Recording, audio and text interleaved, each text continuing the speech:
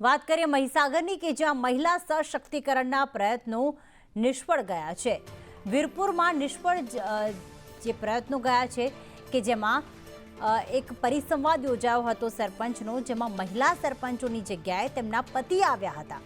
એટલે કે કહી શકાય કે સરપંચ પદે ભલે મહિલા બેઠી હોય, પરંતુ સુકાન જ્યારે પતિ સંભાળી રહ્યો હોય તેવો ઘાટ સર્જાયો। કૌશિક અમારી સાથે જોડાઈ ગયા હતા।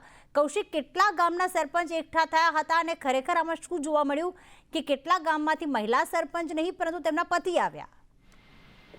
ચોક્કસથી મહીસાગર જિલ્લાના વીરપુર પોલીસ સ્ટેશનમાં સરપંચોનો પરિસંવાદ યોજવામાં આવ્યો હતો, જેથી કરીને ગુનાહિત પ્રવૃત્તિઓ તેમજ સાનુકૂળ વહીવટ કઈ રીતના કરી શકાય તેના ભાગરૂપે પોલીસ દ્વારા એક સારો કાર્યક્રમ યોજવામાં આવ્યો હતો। પરંતુ તેમાં જે સરપંચને નિમંત્રણ આપવામાં આવ્યું હતું, જેમાં મોટા ભાગના મહિલા સરપંચ હતા। કહી શકાય કે વીરપુરમાં 20 થી પણ વધુ મહિલા સરપંચો ઉમેદવારી કરી હતી, ત્યારબાદ તેઓ જીત્યા પણ છે। પરંતુ આ પરિસંવાદમાં મહિલા સરપંચની જગ્યાએ પ્રતિનિધિત્વ કરવા માટે તેમના પતિ હાજર રહ્યા હતા, અને જેના કારણે અહીંયા મહિલા સશક્તિકરણના જે ધજાગરા ઉડ્યા છે, કહી શકાય કે 50%થી વધુ 50% અનામત આપવામાં આવી છે અને મહિલાઓ ચૂંટવામાં પણ આવી છે। તેમ છતાં પણ જ્યારે સંવાદ હોય અથવા તો જ્યારે પંચાયતી રાજની અંદર વહીવટ કરવાનો હોય, ત્યારે સંપૂર્ણ માત્ર મહિલાને એક કહી શકાય કે પૂતળી બનાવી અને સરપંચનું જે વહીવટ હોય છે તે પતિ કરતો હોય છે। તેનું જે ઉત્તમ ઉદાહરણ છે તે અહીંયા પોલીસ સ્ટેશનમાં જોવા મળ્યું છે, વીરપુર પોલીસ સ્ટેશનમાં। અને આ પરિસંવાદની અંદર 20 થી વધુ મહિલાઓ જે સરપંચ છે તેમાંથી એક પણ મહિલા હાજર રહી ન હતી, ને તેમના સ્થાને તેમના પતિઓએ આવી અને અહીંયા પરિસંવાદમાં ભાગ લીધો હતો। જો કે આવનાર સમયની અંદર